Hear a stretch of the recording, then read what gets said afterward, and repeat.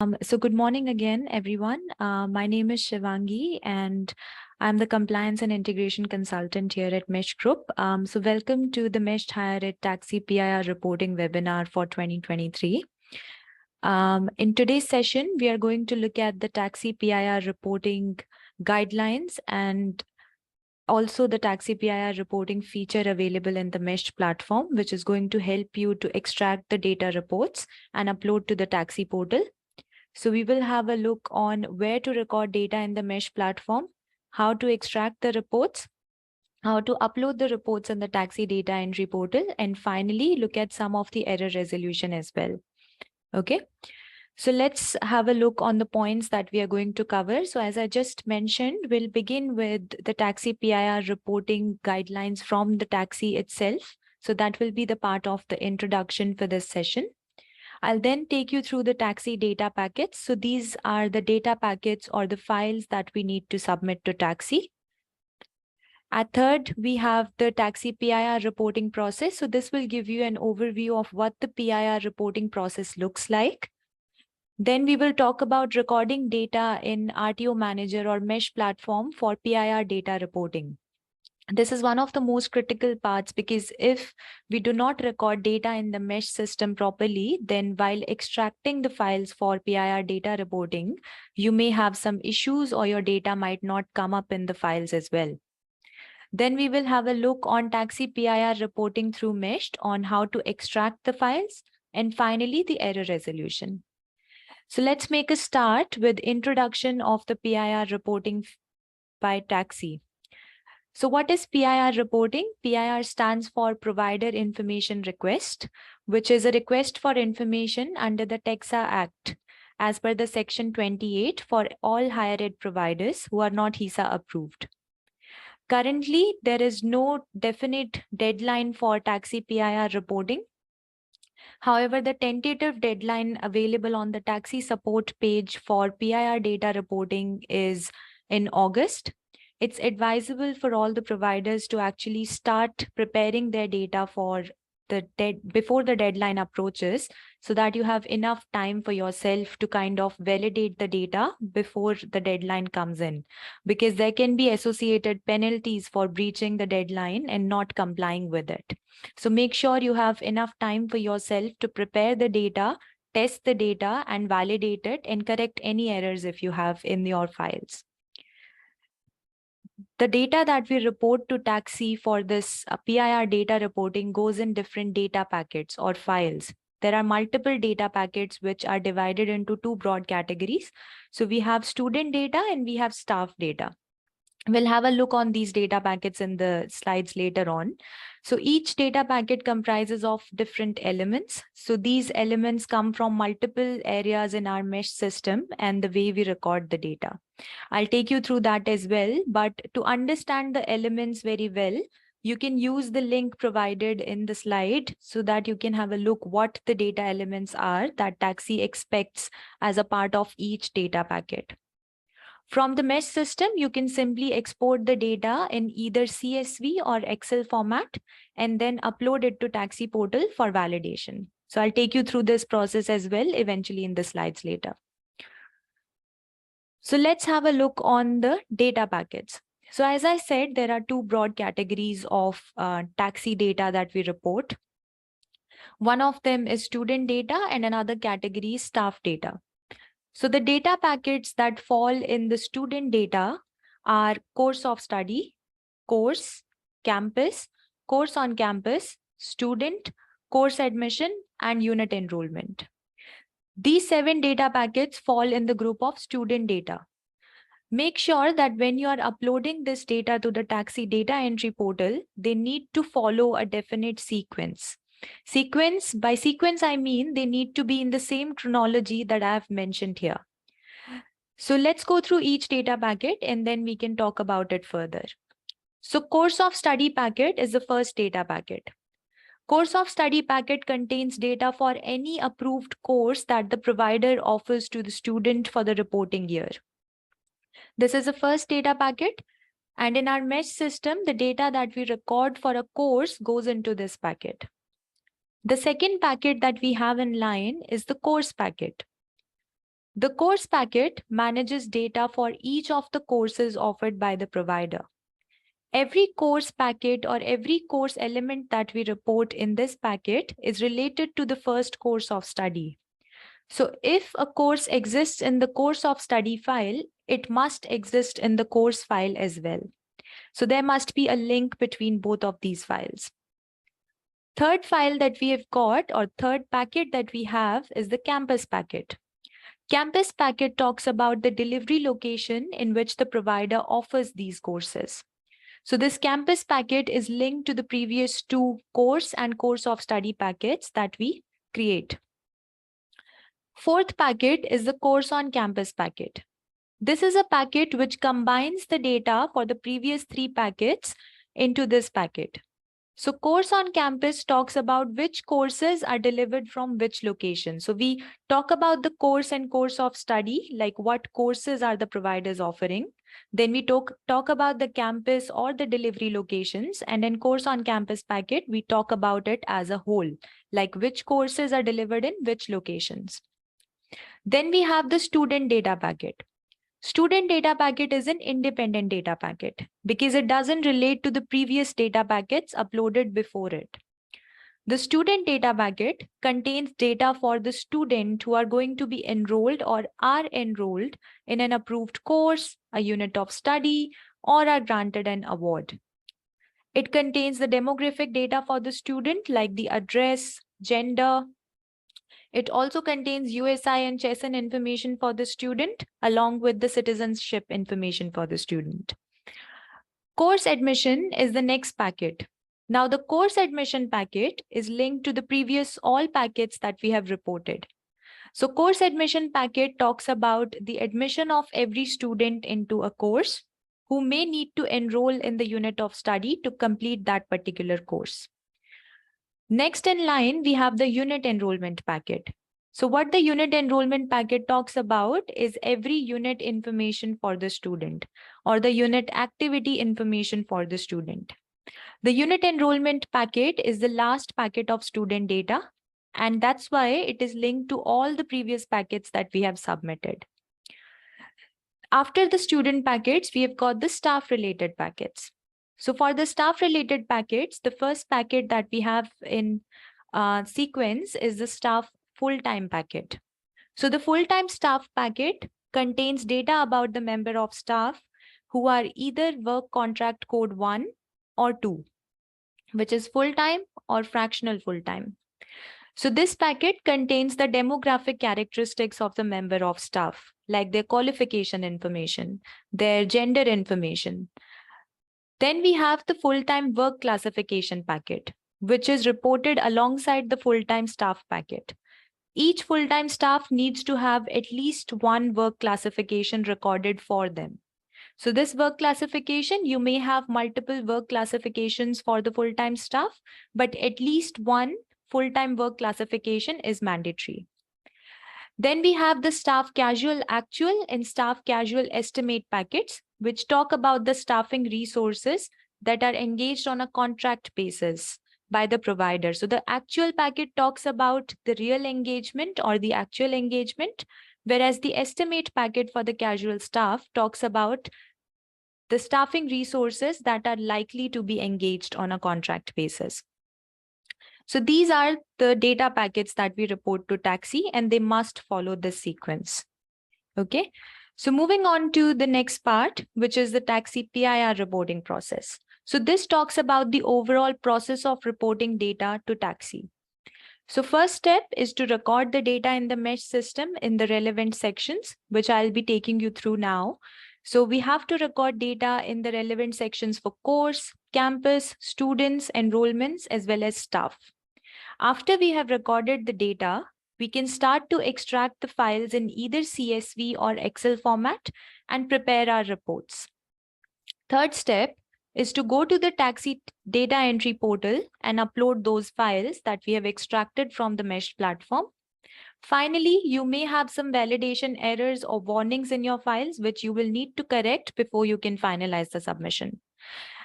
The link available here is the Taxi support page link, which can be used for more details on how to use the Taxi data entry portal. And there are some helpful videos as well, which can assist you to understand what the portal looks like and how you can make an upload.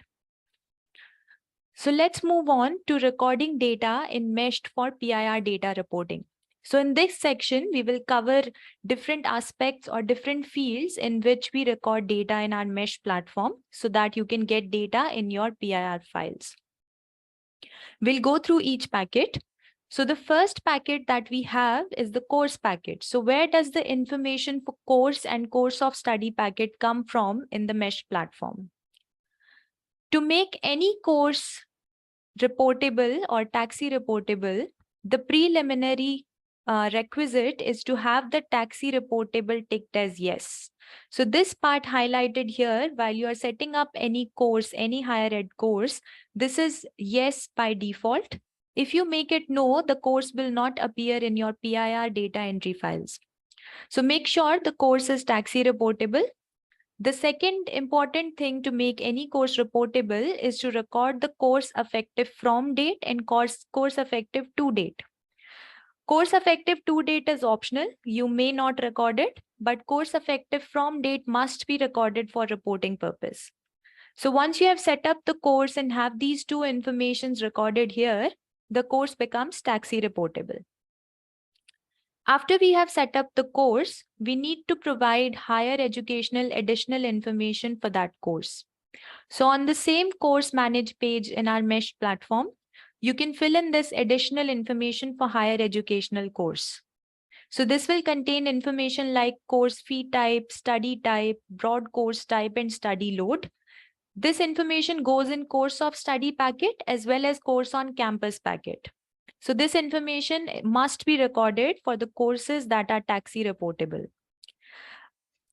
Something to note here is that information like the student entry criteria, which are these three fields here, entry cutoff for CSP, eligibility score, and Queensland student entry criteria, which consist of these three elements, as well as the course search keywords and areas of study, which is available on this page.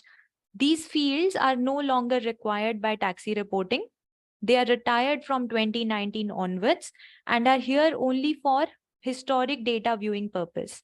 So you should not record the information in student entry criteria or Queensland student entry criteria fields because they are only used for historic data.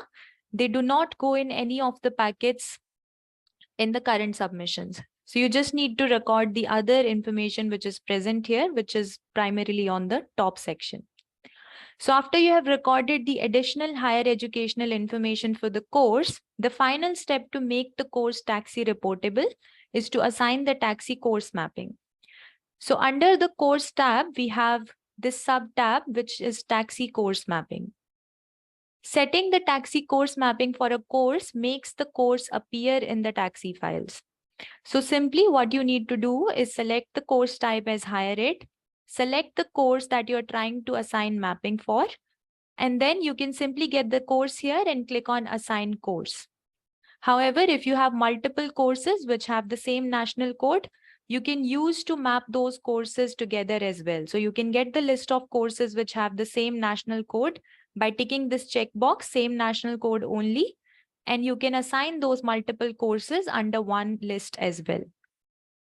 So this is what makes the course reportable. So the information that we have talked about in these three slides goes in the course packet, course of study packet, and some of the information also goes in the course on campus packet.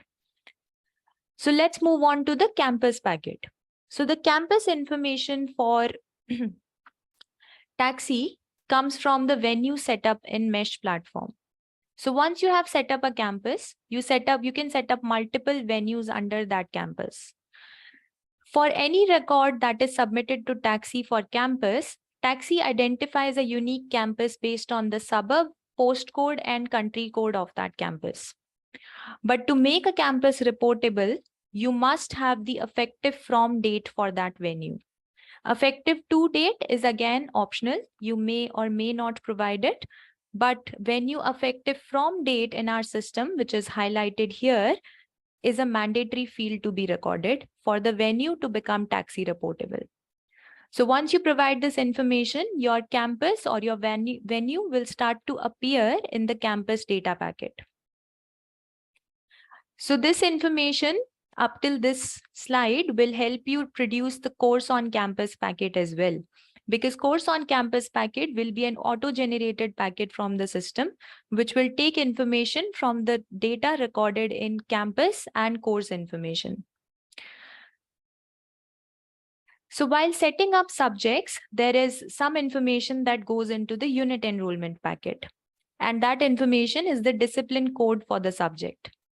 Most of the time, while setting up the subject, you will notice that there are some default values which will populate. By default, the system will give you this information. So this is just for default purpose. You must provide a proper discipline code for that subject. You can also use this link provided here on this slide, which further talks about the classification of field of education and discipline codes, which will help you to determine which discipline code should be applied for that subject. Without discipline code, the unit enrollment packet will give you some sort of validation errors. After this, we come to the student taxi information. In our system, student taxi information comes from 2 pages. First information is the primary source of information for student packet is the student profile. So the information that you set up for student address, student USI, student gender, date of birth, passport, all those details are captured from the student profile. But to make the student taxi reportable or for the student to appear in your files, you need to ensure that student taxi information is filled up. We also capture this information in student application step 3. So if I can zoom in here a little bit, you'll be able to see that when we fill up the application on the Mesh platform, the step 3 of the application captures most of the taxi related data for the student, like the citizenship code. This will appear, the values in this dropdown will appear based on the origin for the student. Like the domestic students or the resident students will be able to see code 1, 2, 3, and 8, while the offshore or onshore students who are overseas students will only see the drop-down values of 4 and 5 in this citizenship code drop-down.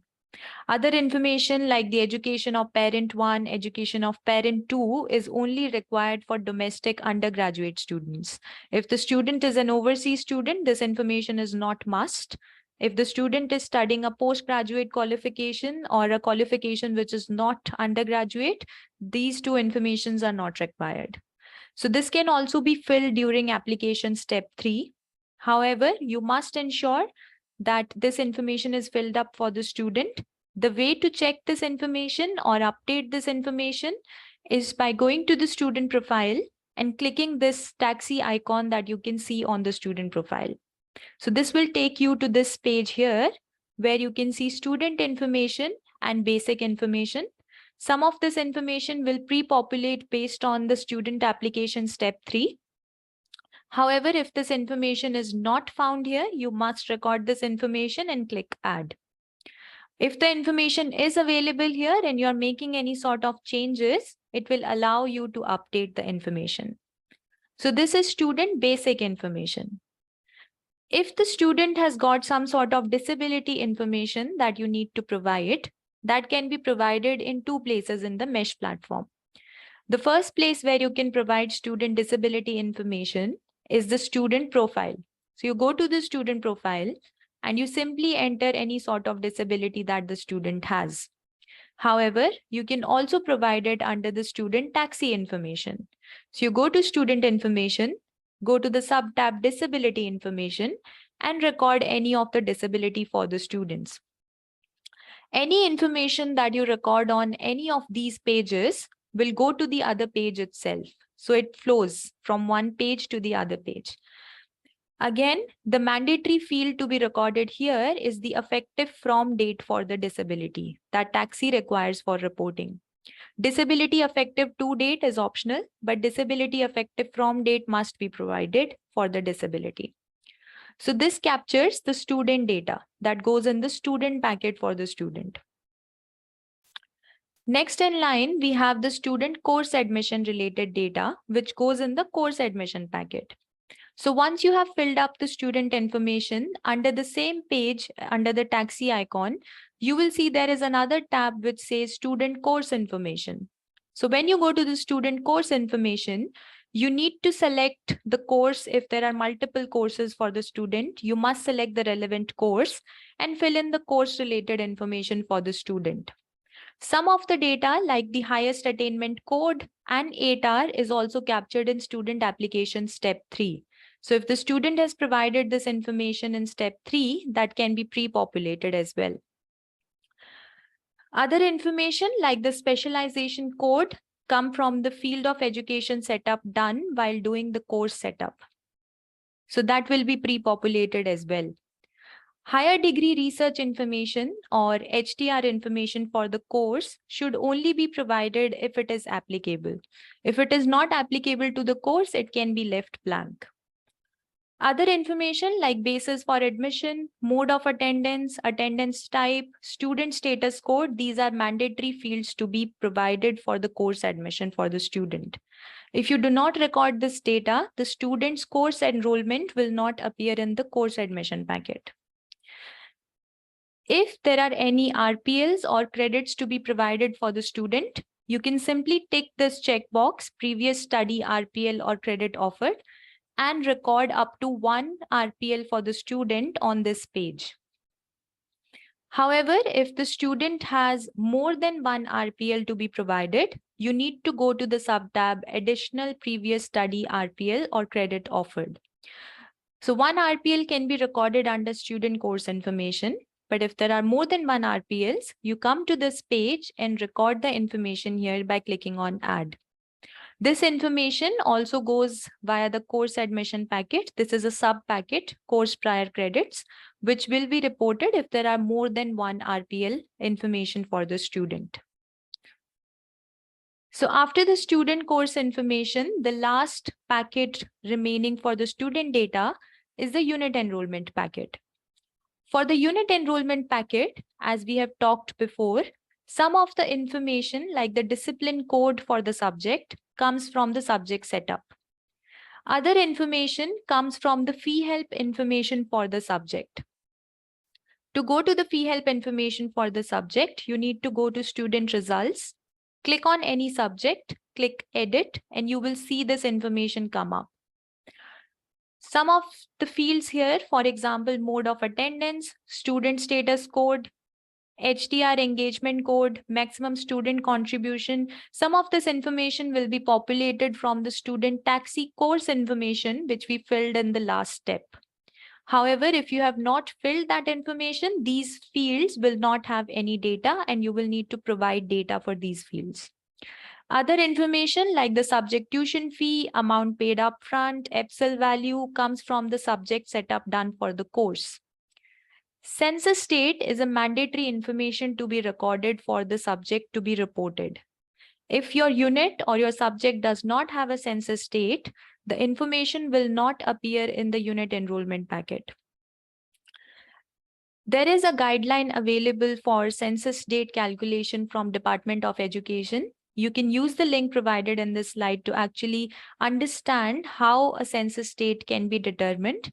There are certain rules on setting the census date. So make sure that when you are setting up a census date for a subject, it follows the guidelines provided by the department.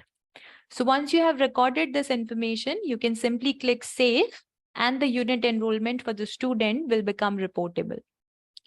So this covers the student data recording in MEST. So let's move on to staff data recording. So after we have recorded the student data, to record the staff data, what you need to do is go to the staff or teacher section in the MESH platform. There you will see the taxi icon, the same icon that we have on the student page. You will see the same icon appear under their profile. What you need to simply do is provide taxi PIR related data for that staff. Here we have got two distinctions. The first, the distinction is based on the work contract code for the staff. If the staff has a work contract code 1 or 2, which is full-time or fractional full-time, you will need to provide a work classification for the staff. You will see how the screen or the interface will automatically change based on the work contract code that has been selected. The first information in this first fields relate to the demographics of the staff. So this covers information like the work contract code, highest qualification place, date of birth, gender, and other related information for the staff. Once you update this information, you will see this new drop-down come up, which covers the work classification information for the member of staff. Here you will need to provide the work classification or the duties for that staff. Some of these fields are mandatory, but fields like FTE, annual salary, current duties is not a mandatory field. You may leave it blank as well. How to record data in these fields or what values are acceptable? You can use the bulb icons to understand more what values are acceptable in each field, so that when you're recording data here, the information is acceptable. So after you have filled in all this information, you simply click on Save Work Classification, and this will save the demographics as well as the work classification for that particular staff. However, if we have got a work contract code 3 or 4 instead of 1 and 2, you will see that on your interface, the work classification grid will not appear at all. The reason is that Taxi does not require work classification for casual staff. So you can simply record the Taxi related demographics for that staff and just click on Add to add that information, and that will make the casual staff reportable. Casual staff data for estimate packet is usually reported in group. This will group the information based on the current duties classification group code, work contract code, gender, role, organizational unit code, work sector code, and function code. If 2 or more members of staff have got the same information for these fields, the system will auto group them to produce the casual estimate packet data. So this is a calculation which is handled by the system itself based on the actual FTE prior year and estimated casual FTE recorded in the fields here. Again, the point to note is that work contract code will be the determining factor for what information is required for that particular staff.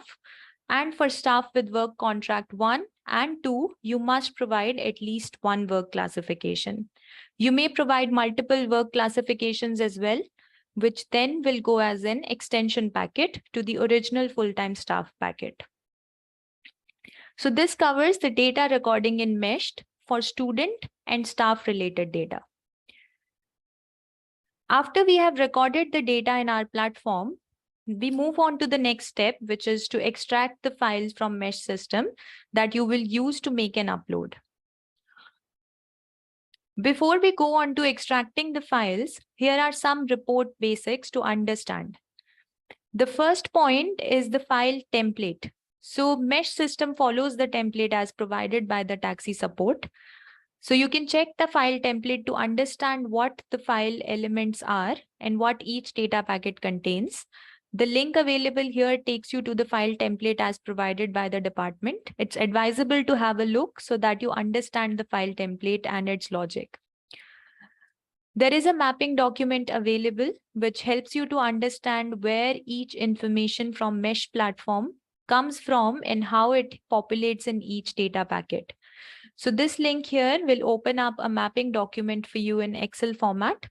For each data packet, we have covered each element, which will help you to understand where you need to record data in our system so that it reflects eventually in the PIR data files. While uploading the PIR reports on the Taxi portal, if you have reported any sort of data twice, an update action will happen in Taxi system automatically. So this update action will actually update the new information, update the existing information with the new information that you have provided in the latest upload. File naming conventions are also provided by Taxi. So your file can only have alphanumeric, underscore, hyphen, or period characters. So it could look something like the example provided here. If the file name does not follow the naming convention, you may receive some additional errors on the top of the normal validation errors. So make sure when you download your PIR reporting files from the Mesh platform, they are in the correct naming format. Or if you need to rename them, please ensure that you are using the correct naming convention. Finally, in PIR reports, the reports that you are going to download from the Mesh platform, only one sheet or tab is allowed per file. So if you have downloaded the student PIR data file, make sure that there are no two worksheets in the file because Taxi only accepts one sheet or tab per data file. So this is some of the reporting basics and some of the key points to keep in mind before you start extracting the files from the Mesh platform. So the process now, because we have recorded the data already, is to extract the data from the Mesh platform and upload it to Taxi. The link provided here takes you to how to use the Taxi data entry portal. There are multiple videos available for providers who are using the Taxi data entry portal for the first time to understand what the Taxi data entry portal looks like and how can you make an upload there. It will also have some useful guides and email links so that if you have any issues, you can reach out to the Taxi team as well. So let's move on to the next part on extracting data for PIR reports.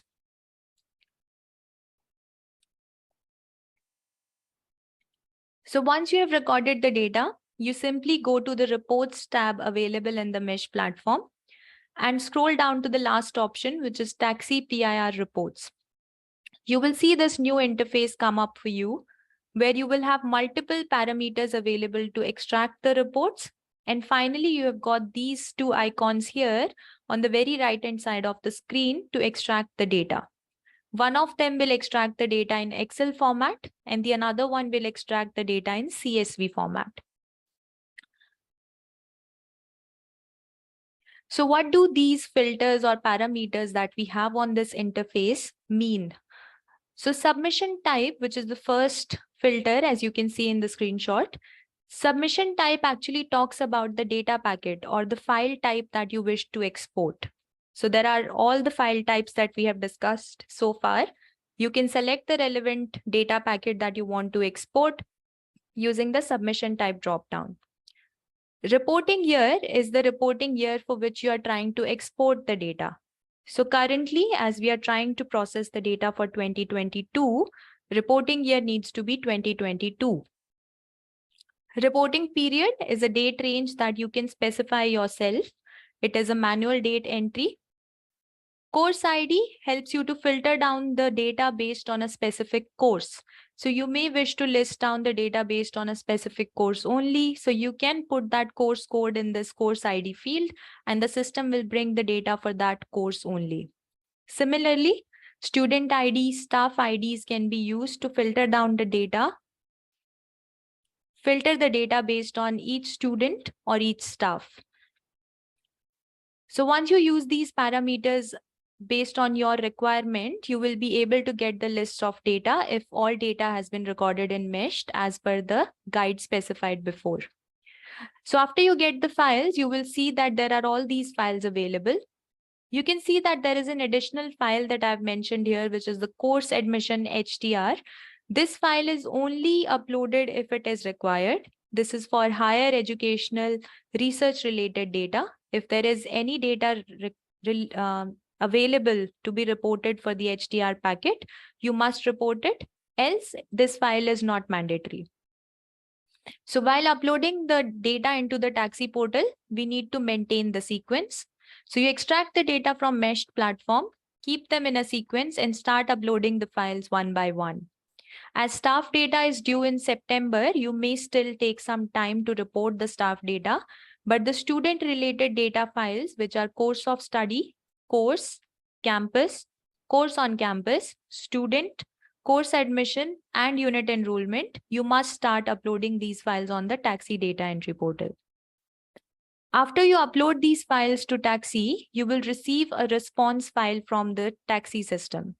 So this response file will actually contain what if there is any issues with your data that you need to fix, if there are any warnings, or if the data is gone through successfully. Which brings us to the last topic of error resolution. So after you have uploaded the file, in the response file, you will see something like this, the following screenshot. So the response file will contain the error codes, the error logic, which element has the error, and all the information related to that. If there is any red box surrounding any of the data field, for example, here I can see discipline code 401, you must note this error code. Now, how to resolve this error code depends on the validation spreadsheet. So this validation spreadsheet is available on the Taxi support page. If you use this link, it will download an Excel file for you, which will help you to look up these error codes. So Taxi has given all the error codes in this spreadsheet. You can refer to the spreadsheet and understand what is the logic, what is the description, and what is the resolution for that particular error. So the error description, for example, here is that the discipline code is not a valid code, which relates to the unit enrollment packet. So the discipline code information in our systems come from the subject setup. So you need to go back to the subject setup for that subject and understand what the discipline code needs to be. However, if you are unsure about any of these elements, because Taxi refers to every element with an element number, like discipline code is E464. So if you need to understand what E464 is or what E625 is, you can go to the data element dictionary. This is again maintained by Taxi. This contains detailed information about each of the element and where it goes in each of the data packet. So you can look up the element in that data element dictionary and understand more about that. Once you have understood this, you can go back to the mesh system, try to correct any data that has errors, update the data, and then do the whole process again, which is to update the data, extract the files, and try to upload again in the Taxi data entry portal.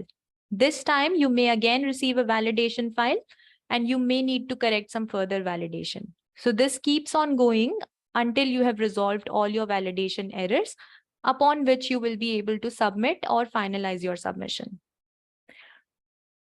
If you have any further queries, you can reach out to us at support@meshgroup.com.au, and we'll be more than happy to assist.